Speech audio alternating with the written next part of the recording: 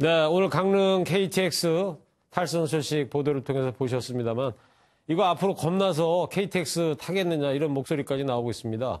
잇따르는 코레일 사고 원인과 대책 경제부 정주영 기자와 함께 뉴스 추적해 보도록 하겠습니다. 자, 정주영 기자. 오늘 근데 KTX 탈선에 앞서서 대구에서도 뭐 사고가 있었다면서요? 그렇습니다. 네, 그 KTX 탈선 사고가 나기 45분 전에 그 오전 6시 50분에 대구역에서도 사고가 났었고요. 그래요? 그 열차가 그 고장으로 선로에 30분 넘게 멈춰서 승객들이 큰 불편을 겪었습니다. 그럼 사고 많이 나네요. 그렇습니다. 또 다른 사고는 또 어떤 것들이 있었어요? 예, 제가 최근 코레일에서 얼마나 많은 사고가 났는지 이렇게 표를 준비해봤는데요. 예. 그 지난달 19일 새벽 그 서울역에서 들어오던 KTX가 그 선로 보수 작업하던 그 굴착기 측면을 들이받아서 작업자 3명이 다쳤습니다. 네. 이게 시작이고요. KTX 열차가 고장이 나서 운행이 지연된 사례는 너무 많고 그 지하철 분당선이 고장으로 멈춰서기도 했습니다. 퇴근 시간에 했었다 그랬죠. 네, 그 호남선 하남역 인근에서 선로 도색 작업을 준비하던 66살 김모 씨가 달리던 새마로의 열차에 치여서 이 숨진 사고도 있었고요. 네. 보시다시피 이 사고 일지를 한 장에 담기조차 좀 어려웠는데요. 네. 정리하면 최근 20일 동안에 모두 10건입니다. 그래요. 너무 빈발하고 있습니다. 그래서 뭐 최근 담당 장관은 물론이고 이낙연 총리까지 나서가지고 코레일 사고를 지적을 했는데 사고가 오늘 또 났어요. 2건이나. 코레일 지금 분위기가 뭐 초상집일 것 같긴 한데 어떻습니까? 예, 그렇습니다. 뭐 지난달 23일에 그 코레일이 긴급 안전대책회의를 열어서 그 비상 안전 경영을 선포했지만 공교롭게도 바로 다음 날 광명역에서 이 KTX가 말썽을 일으켰고요. 네. 그 오영식 코레일 사장은 28일 국회에 나와서 사과를 했지만 기자들 사이에선 억지 사과다 이런 말도 나왔습니다.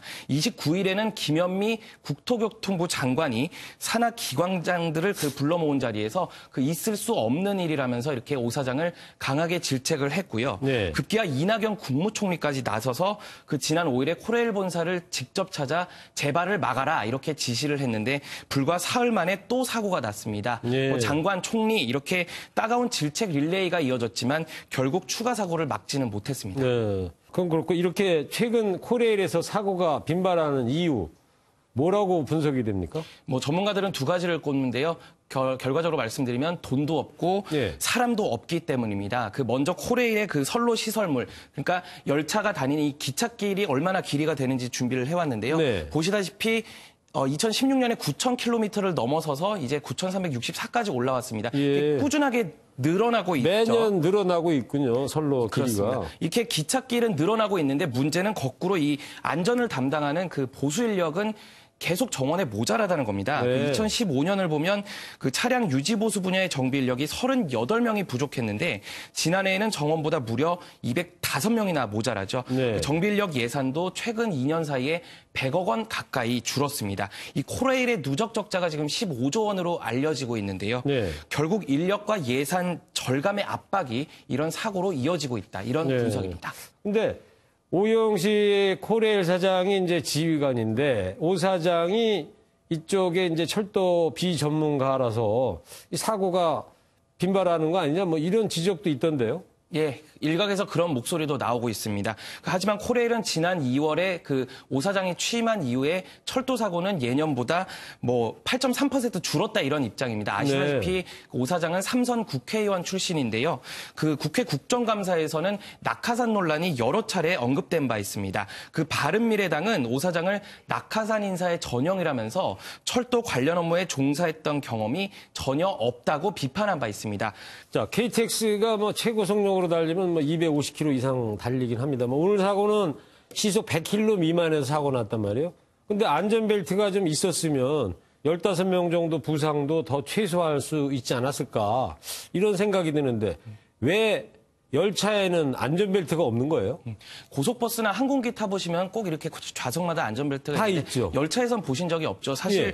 알아보니까 우리나라뿐만이 아니고 다른 나라에도 이렇게 열차 안에 안전벨트는 없는 경우가 대부분이라고 합니다. 왜 그런데요? 그 자동차 같은 경우는 급브레이크 밟으면 그 제동거리가 되게 짧아서 승객이 튕겨나갈 위험이 있잖아요. 그래서 그렇죠. 이렇게 매는데 열차는 좀 다르다고 합니다.